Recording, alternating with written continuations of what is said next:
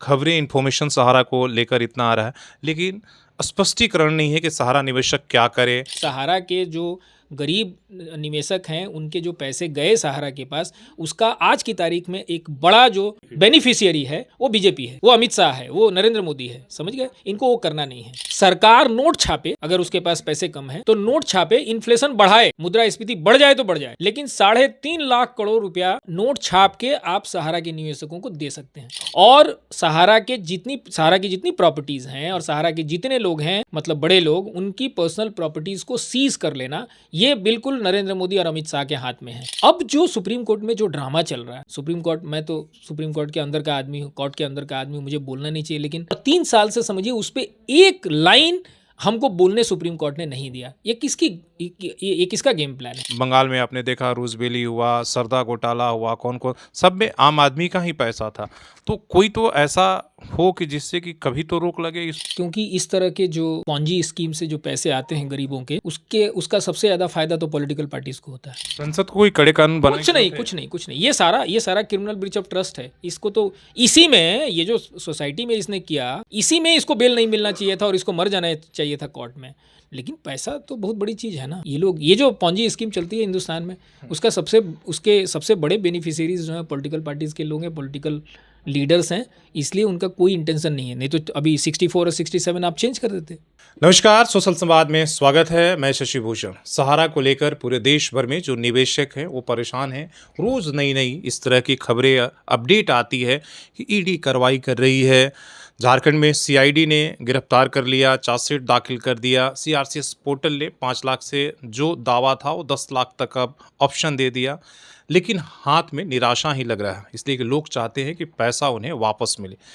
रास्ता क्या है? बीच में खबर आई थी कि सहारा और अडानी के बीच में डील होगी और उसका पैसा निवेशकों का मिलेगा, लेकिन उस पर भी कोई अपडेट नहीं दिख रहा। इस मामले को लेकर जो अधिवक्ता हैं, सुप्रीम कोर्ट अधिवक्ता अखिलेश श्रीवास्तव हैं, सीधे सवाल सर यही है कि खबरें इन्फॉर्मेशन सहारा को लेकर इतना आ रहा है, लेकिन स्पष्टीकरण नहीं है कि सहारा निवेशक क्या करे।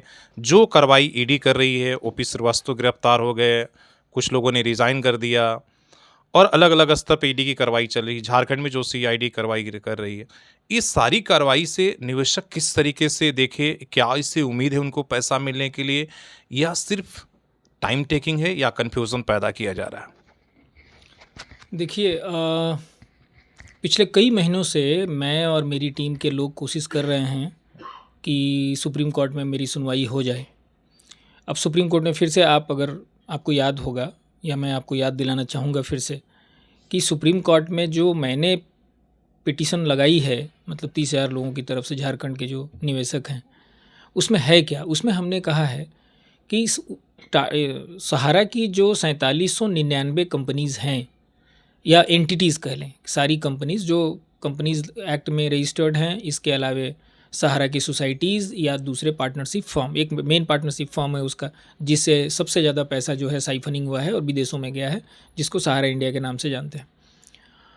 इतने दिनों की कोशिश के बाद, और मैं शुक्रगुजार हूँ बहुत सारे लोगों का, जो सुप्रीम कोर्ट के गलियारे में जो बातचीत होती है ना, वो बहुत महत्वपूर्ण बातचीत होती है। कोर्ट के अंदर जो होता है वो आपको समझ में नहीं आएगा कि क्या हो रहा है। गलियारे में जो लोग बात करते हुए चलते हैं या आपके साथ रुक के बात करते हैं, तो उससे पता चलता है कि क्या हो रहा है। देखिए, सहारा की सारी जो सुनवाई है अभी सुप्रीम कोर्ट में, वो पूरी तरह से अमित शाह के कंट्रोल में चल रही है। अमित शाह जो चाहता है वही होता है सुप्रीम कोर्ट में। वो जिस आईए की सुनवाई चाहता है वही उसी की सुनवाई होती है। वो जिस पिटीशन की सुनवाई चाहता है उसी पिटीशन की सुनवाई हो रही है झारखंड में ऑनरेबल सुप्रीम कोर्ट में। तो हम मान के चल रहे हैं कि अगले 1 साल तो मेरे पिटीशन की सुनवाई होने से रही। ठीक है, ये सारा चीज़, लेकिन ट्रिगर कहाँ हुआ है वहाँ थोड़ा सा आपको हम ले जाना चाहेंगे। ये सारा चीज़ ट्रिगर कब हुआ? ये ट्रिगर हुआ जब अमित शाह को मध्य प्रदेश में कहीं किसी जगह पे सहारा के लोगों ने घेरा, और उसके बाद उस समय चुनाव चल रहे थे, और उसके इमीडिएटली बाद झारखंड में जो डीजीपी थे और सीआईडी के लोग थे, उन लोगों ने एफआईआर दर्ज किया। नागेंद्र कुशवाहा और इनके जो साथी हैं, मतलब पूरी टीम, इनकी जो टीम है उसकी तरफ से दर्ज किया, और धड़ाधड़ मतलब जो एक्शन उनको लेना चाहिए था वो लेना शुरू किया। जैसे ही एक्शन में आए वो और उन्होंने नोटिसेस भेजी, तो झारखंड में करीब करीब दर्जनों बेल एप्लीकेशन लग गए, और आपके रिट पिटीशन लग गए कि इसको क्वाश किया जाए, हमारे खिलाफ ये मैटर नहीं चले। और सब लोग आप उसके बाद फिर कलकत्ते में, आपको पता है कि मैं कलकत्ते में ईडी वाले मैटर में अपीयर किया। झारखंड से जैसी एक्टिव हुई, Yes. ईडी भी एक्टिव हो ईडी आई, तो ईडी वाले में भी मैं अपीयर किया वहाँ पे, और मैंने उनके ओपी श्रीवास्तव और एक अब्राहम है उसके बेल का विरोध किया। अब कलकत्ते में भी वो जो क्या नाम है, जो एडवोकेट्स हैं उनके साथ जो बातचीत होती है, जो नए दस्तावेज आपको मिलते हैं, आप पूरे देश में चले जाइए, जितनी अदालतें हैं जहाँ जहाँ सहारा के खिलाफ मामले चल रहे हैं, वहाँ ये लोग एक ही बात कर रहे हैं कि देखिए सीआरसीएस जो है वो तो पैसे दे रही है, आप हमारे खिलाफ केस क्यों कर रहे हैं, आप हमसे पैसा क्यों मांग रहे हैं। आप देखिए गेम प्लान, सीआरसीएस कौन से पैसे दे रही है। सीआरसीएस तो पैसे लिए 5,000 करोड़, उसको उधार मानिए, क्योंकि अभी तक सुप्रीम कोर्ट ने नहीं कहा है कि वो 5,000 करोड़ रुपये जो है वो सहारा सोसाइटी वालों के हैं, नहीं कहा, सरकार ने भी नहीं कहा और सहारा वालों ने भी नहीं कहा। तो वो जो 25,000 करोड़, जो 15,000 करोड़ इन लोगों ने दिया रियल एस्टेट और हाउसिंग कॉरपोरेशन वाले जो मामले सुप्रीम कोर्ट के पास गए थे, जिसमें ऑनरेबल सुप्रीम कोर्ट ने फाइनल ऑर्डर पास किया 31 अगस्त 2012 को, तो उसमें सेबी वाले मैटर में, तो उसमें इनको 15,000 करोड़ रुपया जिनको जमा करना पड़ा, इनसे मांगा गया था। टोटल उस समय था करीब 25,781 करोड़ के आसपास मूलधन था, मतलब जो इसका डिवेंचर्स का जो वैल्यू था, और उसमें इंटरेस्ट मिला के करीब मान के चलिए लगभग 40,000 करोड़। इन्होंने दिया केवल 15,000 करोड़। उसी 15,000 करोड़ में से 5,000 करोड़ रुपया दिया। 15,000 करोड़ रुपया भी इंटरेस्ट, बैंक इंटरेस्ट के साथ बढ़ के 25,000 करोड़ रुपया हो गया।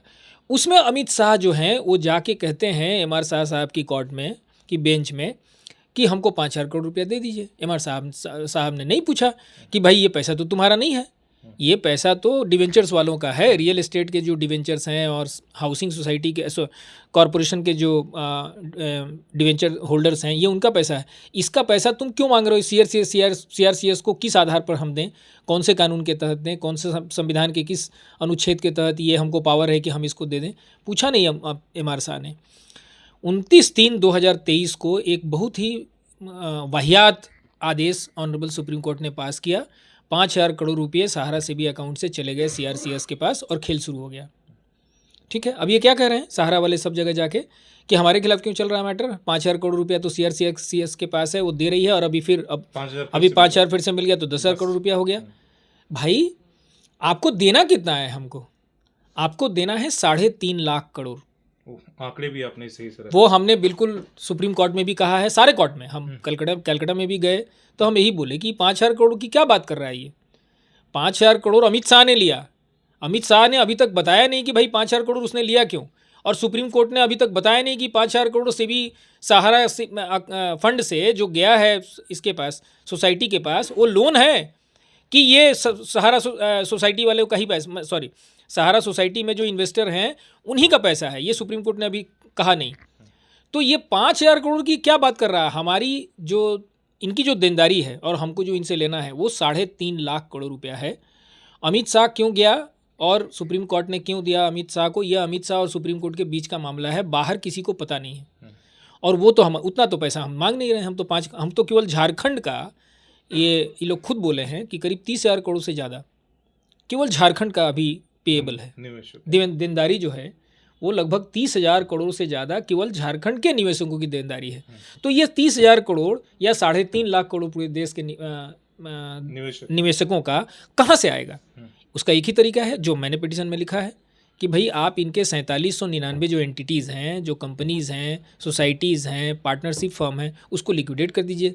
इनके सारे अकाउंट को सीज़ कर लीजिए, इनके सारे प्रॉपर्टीज़ को सीज़ कर लीजिए, इनके जितने बड़े अधिकारी हैं, जितने डायरेक्टर्स हैं, सबके पर्सनल एसेट्स को सीज़ कर लीजिए। जितना आप रिकवर और उसको ऑक्शन कर दीजिए मार्केट में। जितना आप रिकवर कर सकते हैं आप उसको डिस्ट्रीब्यूट कर दीजिए। आप नहीं कर सकेंगे 3.5 लाख रुपया, तब भी 3.5 लाख करोड़ रुपया किसी भी हालत में बेच बाच के, क्योंकि करीब 50,000 करोड़ से ज़्यादा तो ये लोग साइफनिंग कर चुके हैं।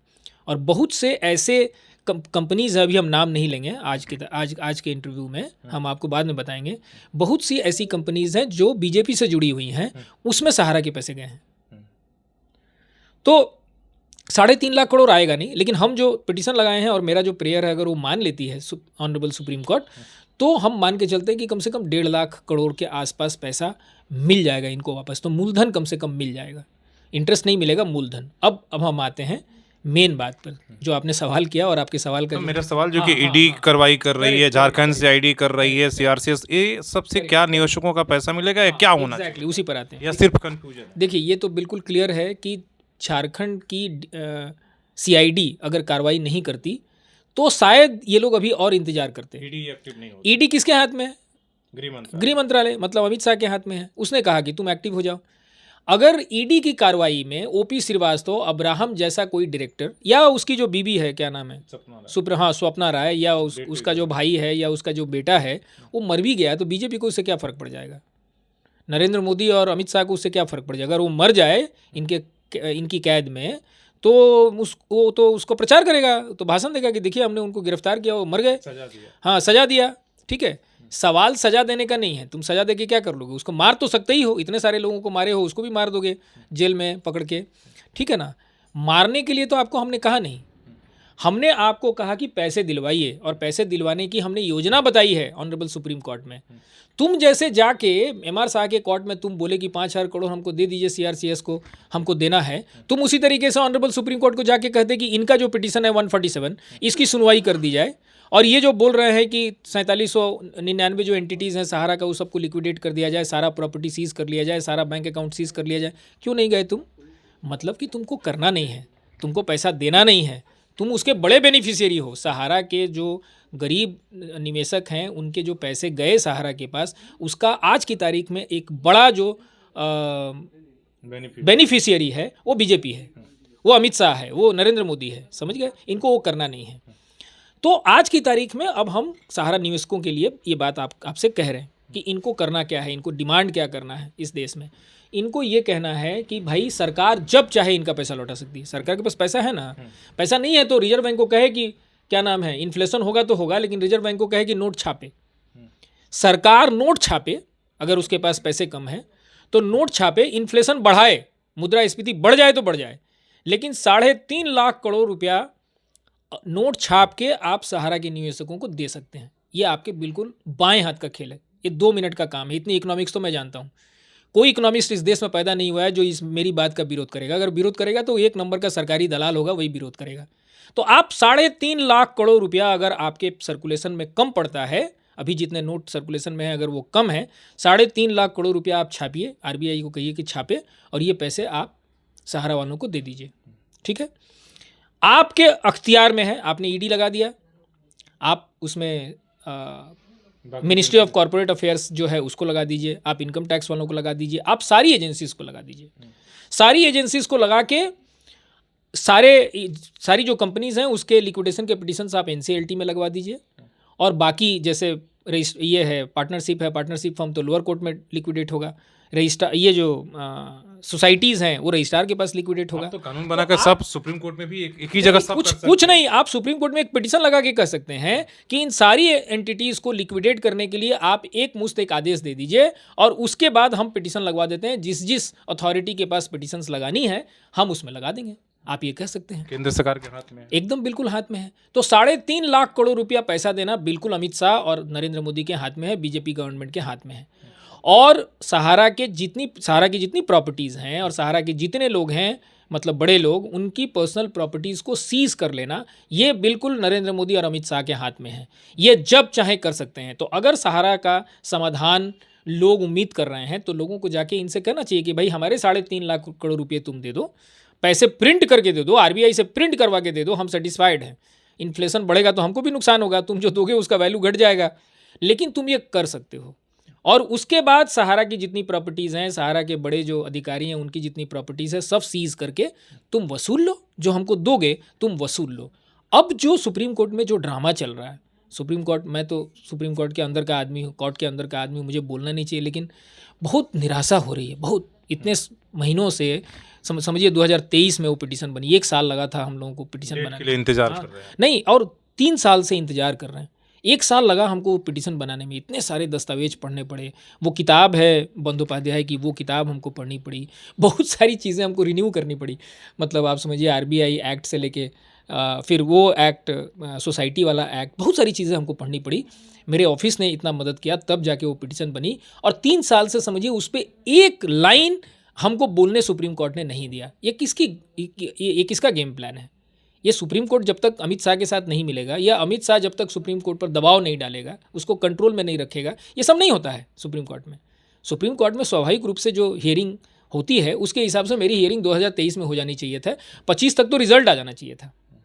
ठीक है, तो मैं ये मानता हूँ कि दो ही रास्ता है कि सारे सहारा के लोग झंडा वंडा लेके, डंडा वंडा लेके जैसे निकलना है निकले, अमित शाह को पकड़े, नरेंद्र मोदी को पकड़े, इनको भाषण नहीं देने दे, बोले सब तुम्हारा भाषण बहुत सुन लिया हम लोगों ने, सब बकवास बंद करो, 3.5 लाख करोड़ रुपया आरबीआई का कहो नोट प्रिंट करेगा, वो पैसा हमको दो और सारा जो इनका प्रॉपर्टी है वो सीज करो। कैसे सीज करोगे ये सब तुमको मालूम है, तुम्हारे पास एडवोकेट्स की फौज है ना, तुम्हारे बड़े बड़े एडवोकेट्स हैं तुम्हारे पास, वो तुमको बताएंगे कि कैसे करना है। इसके सिवाय हम कोई दूसरा रास्ता नहीं देखते। दूसरा रास्ता नहीं है सर। इसी पर एक छोटा सा सवाल, टिप्पणी सहारा कि भी जब सहारा के मामले उठाते हैं तो ऐसे देश के कई मामले आते हैं, पर्ल वाले आते हैं, मतलब देश के हर राज्य में, हर कोने में इस तरह के पैसे लेकर डबल करने के नाम पर चिट फंड घोटाले आते हैं और सब लोग कहते हैं कि भाई इसका क्या होगा।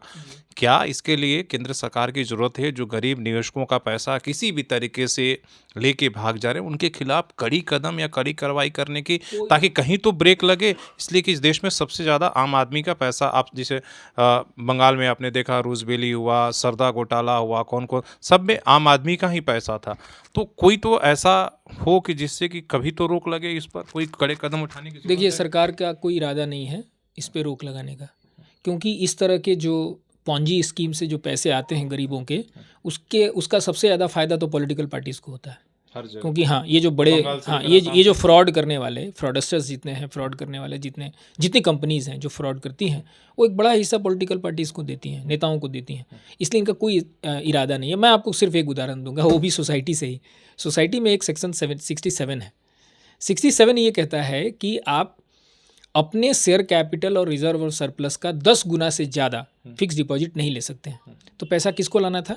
सहारा में।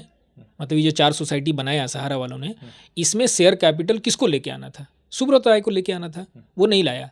उसने क्या किया कि जो उसके अपने लोग थे, अपने इन्वेस्टर्स थे जो दूसरी कंपनीज में लगाए थे, जैसे रियल एस्टेट और कॉमर्शियल और इसमें हाउसिंग में, उन्हीं को बना दिया शेयर होल्डर। अब उन्हीं के शेयर पर उसने 10 गुना से ज़्यादा पैसा ले लिया। मतलब शेयर होल्डर भी वही है, फिक्स डिपॉजिट होल्डर भी वही है। जबकि वो जो 10 टाइम्स का जो एक ये रखा गया है, लिमिट रखा गया, उसलिए रखा गया है कि मतलब उसका ये हुआ कि अगर आप 100 करोड़ रुपया अपना लेके आते हैं और 1000 करोड़ रुपया फिक्स डिपॉजिट लेके आते हैं पब्लिक से, तो मान लीजिए कि 1000 करोड़ जो पब्लिक का फिक्स डिपॉजिट डूब गया, तो कम से कम आपका जो शेयर कैपिटल है 100 करोड़, कम से कम 10% तो सुरक्षित है। इसी कारण से फिर इंश्योरेंस वगैरह की बात आई बाद में। तो ये जो पैसा लाना था सुब्रत रॉय को और सहारा को, वो लाई नहीं। शेयर होल्डर भी हम ही और इन्वेस्टर्स भी हम ही और फिक्स डिपॉजिट होल्डर्स भी हम ही, और मालिक तुम बैठे हुए हो बन के, तुम डिसाइड कर रहे हो सारा। तुमने कैसे डिसाइड कर लिया? इन्वेस्टमेंट करना था, पैसा रखना था पूरा लिक्विड फॉर्म में बैंक में या ट्रस्ट सिक्योरिटीज़ में, आपने सारा पैसा 62,643 करोड़ रुपया आपने रियल एस्टेट में कैसे लगा दिया? एम्बी वैली में। संसद को कोई कड़े कानून बनाने कुछ नहीं, ये सारा क्रिमिनल ब्रीच ऑफ ट्रस्ट है। इसको तो इसी में, ये जो सोसाइटी में इसने किया, इसी में इसको बेल नहीं मिलना चाहिए था और इसको मर जाना चाहिए था कोर्ट में। लेकिन पैसा तो बहुत बड़ी चीज़ है ना। ये जो पॉन्जी स्कीम चलती है हिंदुस्तान में, उसके सबसे बड़े बेनिफिशियरीज जो हैं पॉलिटिकल पार्टीज़ के लोग हैं, पॉलिटिकल लीडर्स हैं। इसलिए उनका कोई इंटेंशन नहीं है। नहीं तो अभी 64 और 67 आप चेंज कर देते। आप चेंज किए क्या? आप आरबीआई का खाली नाम जोड़ दिए कि आरबीआई मॉनिटरिंग करेगी। कहीं भी फिक्स डिपॉजिट होगा, कोई भी संस्था, चाहे वो कंपनी हो, चाहे वो सोसाइटी हो या कोई पार्टनरशिप फर्म को तो खैर का पावर नहीं है। कोई भी संस्था अगर ट्रस्ट, कोई भी संस्था अगर फिक्स डिपॉजिट लेती है तो आरबीआई मॉनिटरिंग करता है। आरबीआई ने कौन सी मॉनिटरिंग की? आप बताइए। ये जो सोसाइटी जो लेना चालू किया, ये 2008 के बाद, जब 2008 में जब उसको लग गया कि अब हम रियल एस्टेट नहीं चला सकते हैं, हाउसिंग नहीं चला सकते हैं, मतलब कंपनी फॉर्म में अब फिक्स डिपॉजिट नहीं ले सकते हैं, तब उसके कलकत्ते के एक चार्टर्ड अकाउंटेंट ने उसको सलाह दिया कि देखो एक ठो कानून अभी भी तुम्हारे फेवर में है सोसाइटी का, उसमें तुम जो चाहे कर सकते हो। उस सलाह को लेके वो चला गया और उसने सारा कुछ कर लिया। आरबीआई को पता नहीं चला 2008 से। आरबीआई ने इसके कॉमर्शियल को, सहारा कॉमर्शियल कॉरपोरेशन को बंद करवाया। 18,000 करोड़ रुपये सहारा कॉमर्शियल कॉरपोरेशन में जो इन्वेस्टर्स के पैसे थे वो आरबीआई ने दिलवाया। उसके बाद सेबी जो है रियल एस्टेट और इसका मैटर लेके गई सुप्रीम कोर्ट तक, तो कम से कम 15,000 करोड़ रुपया तो आ गया ना, भले पूरा नहीं आया 40,000 करोड़, लेकिन 15,000 करोड़ रुपया तो आ गया ये लोग। तो अगर आरबीआई चाहती तो ये जो पैसा ये कलेक्ट करना शुरू किए, जब ये 2 फेल कर गया, कंपनी फॉर्म में ये फेल कर गए, और उससे पहले जो इनका एनबीएफसी था सहारा कॉमर्शियल, जब उसको आरबीआई ने बंद करवा दिया, तो आरबीआई को तो मालूम था कि पैसे ले रहा है, आरबीआई ने क्यों नहीं किया? क्योंकि आरबीआई के लोग भी पैसे लेते हैं, वहाँ कौन से दूध के धुले लोग बैठे हुए पूरा हैं। सिस्टम ही है। तो सवाल वही है कि जब तक इसमें सिस्टम हमारा जो सरकार है वो नहीं चाहेगी, तब तक इसी तरीके से हम सब घूमते रहेंगे स्कीम के नाम पर, कोर्ट के नाम पर। इसलिए कि इसमें इच्छा शक्ति होनी चाहिए कि सचमुच की गरीबों का पैसा वापसी हो, तभी जाकर, नहीं तो इस देश में सहारा के जैसे हमने कई, आप पल ग्रुप हो गया, सरदा घोटाला हो गया, कई ऐसे आपके चिट फंड पैसे जो है डूबते रहेंगे आम आदमी का, और आम आदमी इसी तरीके से चक्कर खाते रहेगा। तो सवाल वही है कि इसको लेकर आपको जागरूक होना होगा। आप जब तक अपनी लड़ाई नहीं लड़ेंगे, तब तक जो है सिर्फ कमेंट करने से कुछ भी नहीं होगा। धन्यवाद।